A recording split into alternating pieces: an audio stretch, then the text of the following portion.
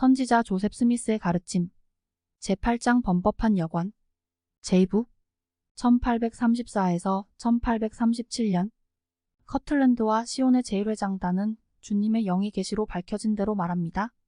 대제사, 교사, 제사 및 집사들, 다시 말해서 미주리주 클레이군의 모든 교회에 속한 여건들이 죄를 범하고 있습니다. 그들은 성령과 동행하는 생활을 하고 있지 않기 때문에 자신과 시온의 복지에 관한 문제에 있어 무엇을 해야 할 것인지를 잘 이해하지 못하고 있습니다.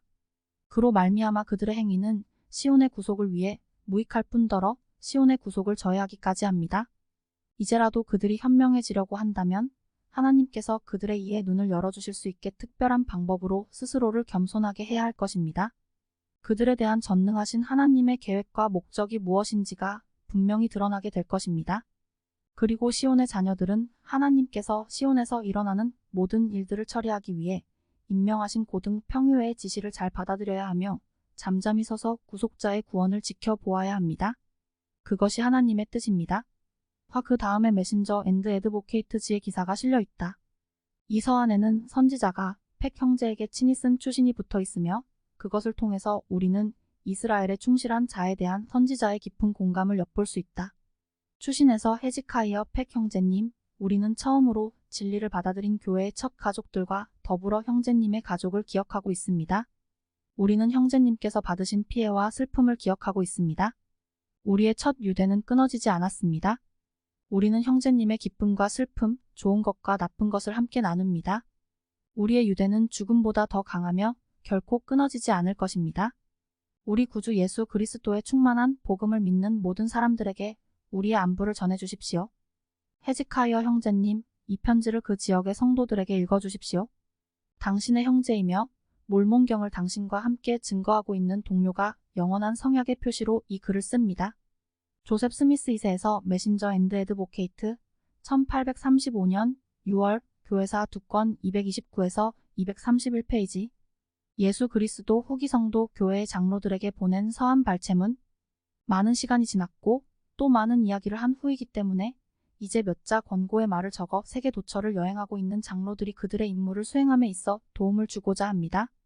장로들은 다가올 화를 면하도록 이 세상 사람들에게 경고하고 이 패역한 세대로부터 그들 자신을 구하게 하기 위해 일하고 있습니다. 나는 8년간 이 일을 해왔으며 그 동안에 많은 곳을 다니면서 많은 경험을 하였습니다. 1831년 2월 나는 뉴욕주 세네카군에서 오하이오주의 키가군으로 옮겼습니다. 미주리로 가라는 선지자의 명령. 같은 해 6월 하늘의 시연을 통해 나는 미주리주 서쪽 변방으로 여행하라는 명령을 받았으며 시연 속에서 한 장소가 명시되었는데 그것은 영원한 복음의 충만함을 받아들이는 자들을 한 곳으로 모을 사업의 중심지였습니다. 이에 따라 나는 몇몇 형제들과 함께 여행을 시작하였는데 많은 고난과 역경을 겪은 길고도 지루한 여행 끝에 우리는 미주리주 잭슨군에 도착했습니다. 그곳을 돌아보고 하나님께 열심히 간구하자 하나님께서 친히 우리에게 나타나시어 우리가 집합의 사업을 시작하고 거룩한 도시 곧 시온을 건설해야 할 곳을 지적해 주셨습니다. 그곳은 의로운 장소요. 그 거민 모두가 참되고 살아계신 하나님을 섬기며 우리 구주 예수 그리스도의 교리만을 믿기 때문에 시온이라 칭해지는 것입니다. 너희 파수꾼들의 소리로다 그들이 소리를 높여 일제히 노래하니 이는 여호와께서 시온으로 돌아오실 때 그들의 눈이 마주 봄이로다. 시온의 위치. 그 지점을 확인하고 그 땅의 많은 형제들의 가족이 편안하게 안주하고 있는 것을 본 후 기쁜 마음을 갖고 다시 오하이오로 돌아왔습니다. 나는 내가 행사할 수 있는 모든 영향력과 구변을 다 동원해서 여건이 허락하는 가정은 모두 시온으로 지정된 땅으로 이주하도록 권고하였습니다. 이 같은 집합의 소식과 교리에 대한 말이 온 세계로 펴졌는데 많은 사람들이 교리의 순수한 원리를 이해하지도 못하고 교리에 정통해 있지도 못하면서 광적으로 많은 것을 가르쳤고 말했습니다. 그것은 교회의 순수한 원리와 품격을 손상시키는 행위였으며 우리는 이것을 매우 유감스럽게 생각합니다. 그리고 해명할 수 있다면 사죄하고 싶은 심정입니다. 복음의 원리. 그러나 여기서 우리는 잠시 진리의 근본을 손상시키며 번지고 있는 소문에 대해서 설명해야 할 필요를 느낍니다. 그 소문들은 이런 것입니다. 집합의 교리를 가르치면서 가정을 파괴하고 남자로 하여금 가족을, 여자는 남편을 떠나게 하며 자녀에게 부모를, 종에게 주인을 버리도록 허가함으로써 사회의 질서와 조화를 교란시킨다는 것입니다. 이제 우리는 우리의 신앙을 보여 하나님의 자녀를 핍박하는 일이 하나님께 봉사하는 것인 줄로 착각하는 수많은 사람들의 그릇되고 악한 해석의 종지부를 찍어야 하겠습니다. 그렇게 함으로써 그들이 진리의 빛을 누릴 수 있고 우리의 원리를 바르게 이해할 수 있다면 그들은 온 마음을 다하여 원리를 받아들이고 진리에 대한 사랑 안에서 기뻐하게 될 것입니다. 우리의 교리는 복음의 제일 원리들과 함께 전개됩니다. 그것은 신앙과 회개, 죄 사유함을 위한 침례 및 안술에 의한 성신의 은사입니다. 온 인류에게 회개의 교리를 가르치는 것이 우리의 임무입니다. 다음과 같은 인용문이 우리의 주장을 잘 표현하고 있습니다. 이에 저희 마음을 열어 성경을 깨닫게 하시고 또 이르시며 이같이 그리스도가 고난을 받고 제3일에 죽은 자 가운데서 살아날 것과 또 그의 이름으로 죄사함을 얻게 하는 회개가 예루살렘으로부터 시작하여 모든 족속에게 전파될 것이 기록되었으니 이 성구에서 우리는 그리스도께서 고난을 받으시고 십자가에 달려 돌아가신 후 사흘 만에 부활하여야 했다는 것을 알며 그렇기 때문에 우리가 만민에게 회개와 죄사함을 가르쳐야 할 의무가 있다는 것을 압니다. 회개. 베드로가 가로되 너희가 회개하여 각각 예수 그리스도의 이름으로 침례를 받고 죄사함을 얻으라. 그리하면 성령을 선물로 받으리니 이 약속은 너희와 너희 자녀와 모든 먼데 사람 곧 주 우리 하나님이 얼마든지 부르시는 자들에게 하신 것이라. 이 성구에서 우리는 성신의 약속이 회개의 교리를 들은 모든 자, 곧 온 백성에게 주어진 것임을 알 수 있습니다. 또한 우리는 이 약속이 후손에게까지 미친다는 사실을 알 수 있습니다. 너희와 너희 자녀와 모든 먼데 사람에게까지 이 약속이 주어졌다고 베드로는 말하고 있기 때문입니다. 여기에서 우리는 이 약속이 자자손손 전수될 뿐 아니라 주 하나님께서 부르실 수많은 사람들에게도 해당되는 것임을 추정할 수 있습니다. 위의 두 성구에는 두 가지 원리가 복합되어 있습니다. 하나는 회개의 원리요, 다른 하나는 죄사유함의 원리입니다. 그리고 베드로의 말을 통해 죄사함이 주 예수 그리스도의 이름으로 베푸는 침례로서 얻어지는 것임을 배웠습니다. 베드로의 성신을 받으리니라는 말에서 성신의 은사가 뒤에 따른다는 것을 알 수 있습니다. 그러므로 우리는 세상의 모든 사람, 곧 남녀노소 빈부귀천을 막론하고 모든 사람에게 회개의 교리를 전파해야 한다고 믿습니다. 그러나 회개의 교리의 혜택을 입기 위해서는 죄사함에 대한 확신이 있어야 합니다. 죄사함을 얻기 위해서는 주 예수 그리스도의 이름으로 행하는 침례의 교리를 믿어야 합니다. 그리고 죄사함을 위한 침례를 믿는다면 성신의 선물을 기대할 수 있으니 이것은 주 하나님께서 부르시는 모든 자에게 주어진 것이기 때문입니다. 요한계시록 마지막 장에는 다음과 같이 기록되어 있습니다. 성령과 신부가 말씀하시기를 오라 하시는도다. 듣는 자도 오라 할 것이요 목마른 자도 올 것이요 또 원하는 자는 값없이 생명수를 받으라 하시더라. 구세주는 이같이 말씀하셨습니다. 수고하고 무거운 짐진 자들아 다 내게로 오라. 내가 너희를 쉬게 하리라.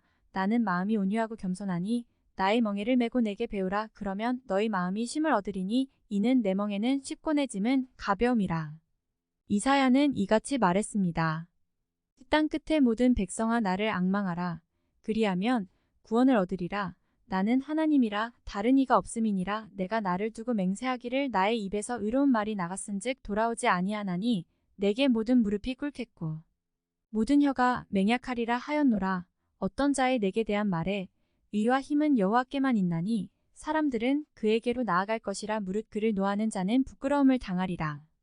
첫째 원리를 떠나지 말라. 그러므로 우리가 그리스도도의 초보를 버리고 죽은 행실을 회개함과 하나님께 대한 신앙과 침례들과 안수와 죽은 자의 부활과 영원한 심판에 관한 교훈의 털을 다시 닦지 말고 완전한데 나아갈지니라. 하나님께서 허락하시면 우리가 이것을 하리라. 한번 비침을 얻고 하늘의 은사를 맛보고 성령에 참여한 바 되고 하나님의 선한 말씀과 내세의 능력을 맛보고 타락한 자들은 다시 새롭게 하여 회개케 할 수 없나니 이는 자기가 하나님의 아들을 다시 십자가에 못 박아 현저히 욕을 보임이라. 조셉 스미스 2세 예수 그리스도 후기 성도 교회의 장로들에게 메신저 앤드 애드보케이트지 9월호에 있는 나의 편지 끝에 나는 기왕에 시작한 주제를 계속해서 쓰기로 약속하였습니다. 나는 왜곡되고 사악한 세대의 편견과 싸우고 있는 우리 장로들에게 유익함과 도움을 주기 위하여 그리고 나의 종교적 원리가 어떤 것인지를 정확히 확인하고 싶어하는 자들을 위하여 이 글을 씁니다. 나는 계속 박해를 받아왔으며 그것은 나의 견해에 대한 거짓 소문과 잘못 전해진 것에서 비롯된 것입니다. 의로움이 땅을 덮음. 계속해서 이 편지에 암시되어 있는 것은 회개와 죄사함을 위한 침례의 원리가 제시되어 있으며 많은 성구들이 주제를 명확히 하기 위해 인용되어 있습니다. 나는 신약 전서에 자세히 설명된 이 원리들의 건실성에 절대적으로 의존하고 있으므로 위에 언급된 항목을 그냥 지나쳐서 집합의 주제로 옮겨 나의 의견을 말하겠습니다. 나는 이 원리야말로 마릴이라고 부를 수 있는 이 세대에서 구원을 바라는 자들에게 가장 중요한 원리라고 생각합니다. 의인 아벨의 때로부터 시작하여 마릴의 이스라엘의 구원에 관하여 기록한 마지막 사람에 이르기까지 모든 기록된 예언서들은 집합의 사업에 관하여 예언하고 있습니다. 먼저 마릴에 관한 에녹의 예언을 인용하겠습니다. 또 의를 내가 하늘에서 내려보낼 것이요 그리고 진리를 내가 땅에서 내보내어 나의 독생자에 대하여 곧 그의 죽은 자 가운데서의 부활과 그러하도다. 또한 만인의 부활에 대해서도 증거하게 할 것이요 내가 또 의와 진리가 마치 홍수와 같이 땅을 휩쓸게 하여 땅이 사방에서 나의 택한 자를 내가 예비할 곳 거룩한 성으로 집합시키리라. 그리하여 나의 백성이 자기 허리를 동이고 나의 오는 때를 바라고 기다리게 하려 하노니 이는 그곳에 나의 성막이 있을 것이며 그곳은 시온 새 예루살렘이라 일컬어지리라. 영광스러운 부활. 이 성구를 통해 나는 창세전부터 하나님께서 메시아를 어린 양으로 희생시켜 구속의 사업을 성취하려는 계획이 있으셨음을 알았고 그것을 에녹에게 밝히 보이셨음을 또한 깨달았습니다. 이 계획으로 구세주의 영광스러운 부활, 그리고 온 인류의 부활, 곧 육체의 부활이 있게 되었으며 의와 진리가 홍수처럼 땅을 덮게 되었습니다. 그러면 의와 진리가 어떻게 땅을 홍수와 같이 덮을 수 있겠습니까? 인간과 천사들이 함께 동역하여 이 사업을 추진하게 될 것이며 지구의 사방으로부터 모이게 될 택함받은 자를 위한 시온 또는 새 예루살렘이 예비될 것이고 주께서 그들과 함께 거할 거룩한 도시가 세워질 것입니다. 택함받은 자들은 반드시 집합됨. 에녹의 예언과 같은 내용의 성구가 또 있습니다. 내가 들으니 보좌에서 큰 음성이 나서 이르되 보라 하나님의 장막이 사람들과 함께 있음에 하나님이 그들과 함께 계시리니 그들은 하나님의 백성이 되고 하나님은 친히 그들과 함께 계셔서. 이 성구를 통해 우리는 에녹이 마릴에 대하여 보았던 것과 같은 것을 반모섬에 있던 유언도 보았음을 알게 됩니다. 그러나 하나님의 장막이 사람들과 함께 있기 전에 땅의 사방에서 택함받은 자들이 집합되어야 합니다. 모세는 이스라엘 백성들의 순종에 따르는 축복과 불순종에 따르는 저주에 대해 말한 후에 이 집합에 관하여 다음과 같이 덧붙였습니다. 내가 내게 진술한 모든 복과 저주가 내게 임함으로 내가 내 하나님 여호와로부터 쫓겨간 모든 나라 가운데서 이 일이 마음에서 기억이 나거든 너와 내 자손이 내 하나님 여호와께로 돌아와 내가 오늘 내게 명령한 것을 온전히 따라 마음을 다하고 뜻을 다하여 여호와의 말씀을 청종하면 내 하나님 여호와께서 마음을 돌이키시고 너를 긍휼히 여기사 포로에서 돌아오게 하시되 내 하나님 여호와께서 흩으신 그 모든 백성 중에서 너를 모으시리니 내 쫓겨간 자들이 하늘가에 있을지라도 내 하나님 여호와께서 거기서 너를 모으실 것이며 거기서부터 너를 이끄실 것이라. 새 예루살렘. 많은 학자와 역사가들이 인디안, 즉 이대륙의 원주민이 이스라엘에 흩어진 지파의 일부라고 말하였습니다. 그런가 하면 또 많은 사람들은 이대륙의 원주민은 이스라엘 지파의 일부가 아니며 이스라엘의 10지파는 북방에 알지 못하는 곳으로 갔다고 억측하였습니다. 내가 앞에서 인용한 성구는 말이래 그들을 이끄실 것이며 그들을 조상이 소유하고 있는 땅으로 데려다 주실 것이라고 밝히고 있습니다. 또한 30장 7절에는 다음과 같은 기록이 있습니다. 내 하나님 여호와께서 내 적군과 너를 미워하고 핍박하던 자에게 이 모든 저주를 내리게 하시리니 많은 사람들은 이 성구는 이미 성취되었다고 말할 것입니다. 그러나 다음과 같은 선지자의 말씀을 상고하시기 바랍니다. 너희 쫓겨간 자들이 하늘가에 있을지라도 이것은 온 지면을 말하는 것임에 틀림이 없습니다. 이 약속은 누구에게라도 유익한 것이니 만약 쫓겨남을 당했던 자들이 있다면 이 말일에 그 후손들이 조상들에게 약속하신 말씀의 성취를 자기네들에게 해당되는 것으로 간주할 권리가 있습니다. 그리고 이러한 저주가 그들의 원수의 머리에 내려지게 된다면 이방인에게 와 있을진저. 아버지께서 말씀하시느니라. 이방인들 중 믿지 아니하는 자들에게 와 있도다. 또한 또 보라. 이 백성을 내가 이 땅에 세워 내가 너희 조상 야곱과 세운 성약을 이루리니 이 땅은 새 예루살렘이 될 것이요. 우리는 물문경을 통해서 새 예루살렘이 서게 될 정확한 지점을 알 수 있으며 이것은 반무섬에서 요한이 받은 시험과 부합됩니다. 많은 사람들은 새 예루살렘을 유대인이 동방에 이미 세웠던 예루살렘과 동일한 것으로 생각하는 경향이 있습니다. 그러나 요한계시록 21장 2절에는 새 예루살렘이 하나님께로부터 하늘에서 내려오니 마치 신부가 남편을 위하여 단장한 것 같다라고 기록되어 있으며 이 계시를 본 후 요한은 영에 이끌려 크고 높은 산으로 올라갔는데 거기에서 크고 거룩한 성읍이 하나님께로부터 하늘에서 내려오는 것을 보았습니다. 이 성구는 두 개의 성읍에 대하여 거론하고 있습니다. 이 편지로는 그에게 설명할 수가 없기 때문에 간략하게 말씀드리겠습니다. 두 개의 성읍이란 이 대륙에 세워질 새 예루살렘과 동방에 재건될 예루살렘을 말합니다. 보라이더는 그리스도의 날을 보았고 저는 또한 이스라엘의 집에 관하여서 네 아이가 떠나올 예루살렘에 관하여서도 말하되 그것이 회파된 후에 중건되어 주께 거룩한 성이 될 것인즉 그러므로 그것이 새 예루살렘이 될 수 없는 것은 그것이 옛적에 이미 있었음이라. 이것으로 집합에 관한 설명이 되었을 줄 압니다. 장로의 임무. 이제 이 편지를 마치면서 장로의 임무, 특히 부모와 자녀, 남편과 아내, 주인과 종을 가르치는 일에 관하여 몇 마디 덧붙이고자 합니다.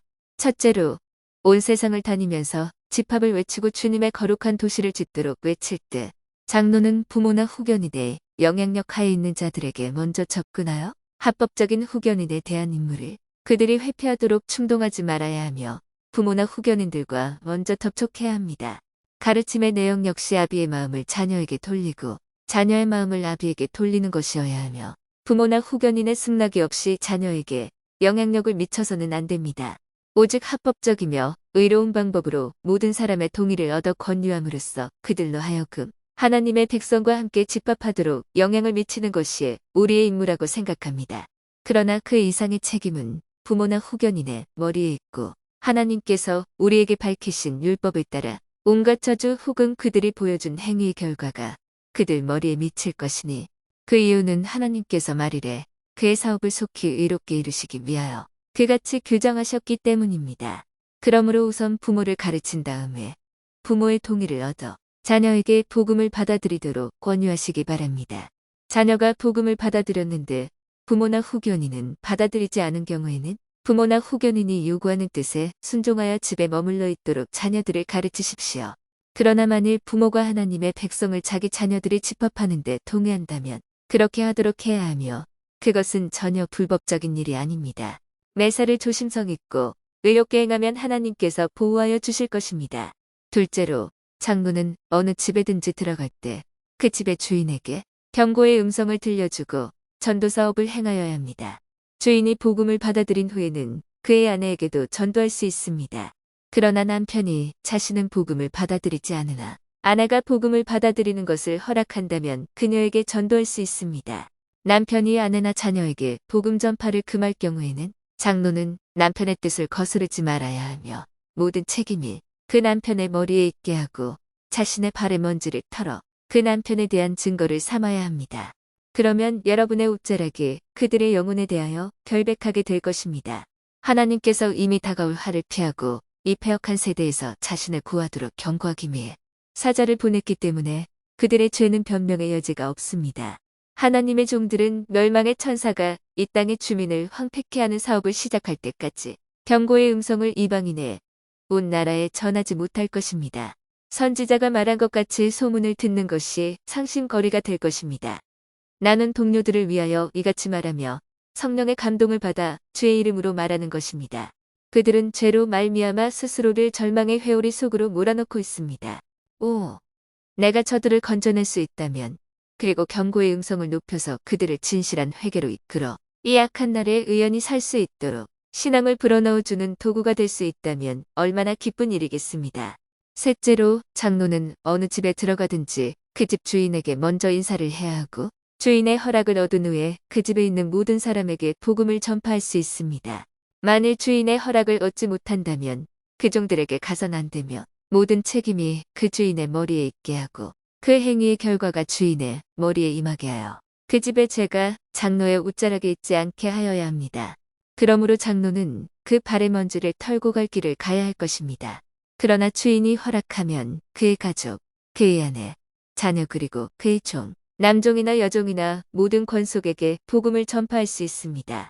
장로는 그리스도의 대의를 위하여 우연히 서서 그들에게 회개를 외치고 제 사유함과 성신을 주는 침례를 받으라고 권고해야 할 의무가 있습니다. 그는 또 이 모든 일을 항상 주님의 이름으로 명하고 친절과 온유함으로 행해야 하며 아버지는 자녀를, 남편은 아내를, 주인은 하인이나 종을 사랑해야 하며 자녀는 부모를, 아내는 남편을, 종이나 하인은 주인을 공경해야 한다고 권고할 의무가 있습니다. 남편과 아내의 사랑.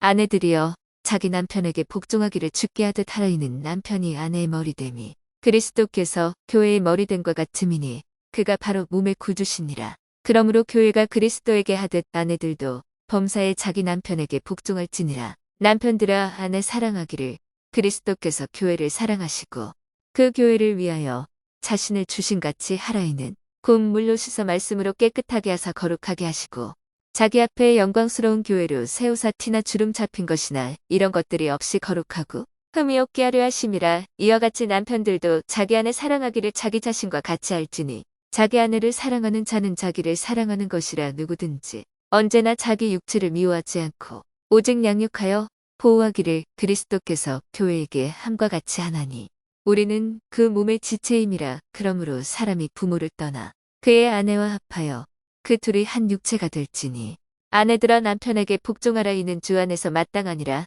남편들아 아내를 사랑하며 괴롭게 하지 말라. 자녀들아 모든 일에 부모에게 순종하라. 이는 주 안에서 기쁘게 하는 것이니라.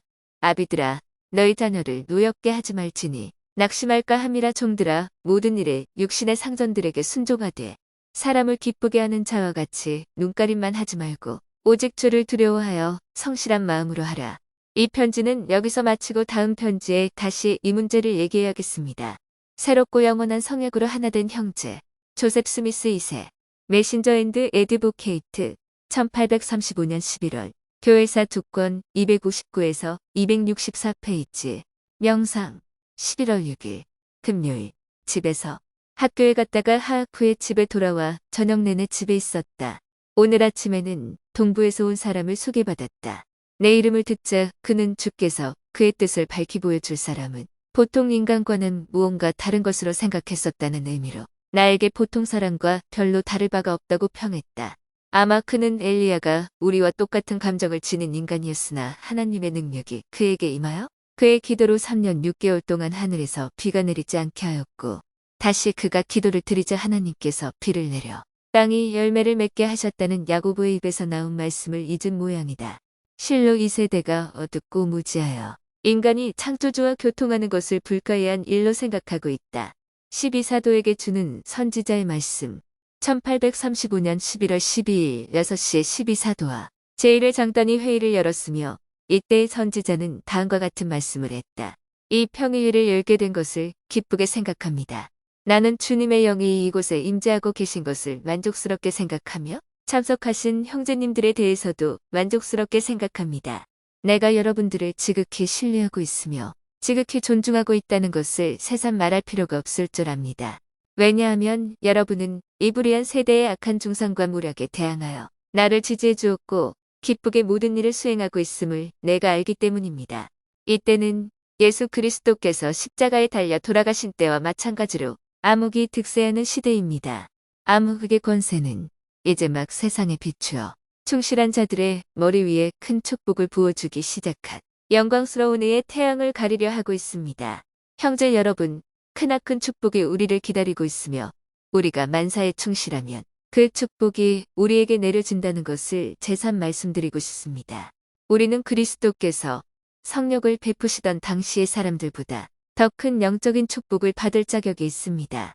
그들은 그리스도로부터 친히 구원의 계획에 대한 가르침을 받은 사람들이며 우리는 그리스도께서 친히 함께 하시지 않는 가운데 신앙생활을 해야 할 입장에 있기 때문입니다. 내가 비록 무지하여 하나님 보시기에 합당하지 아니한 일을 행할 때가 있을는지 모르나 여러분을 격려할 수 있는 일이라면 무엇이든지 최선을 다해 수행할 것을 다짐합니다.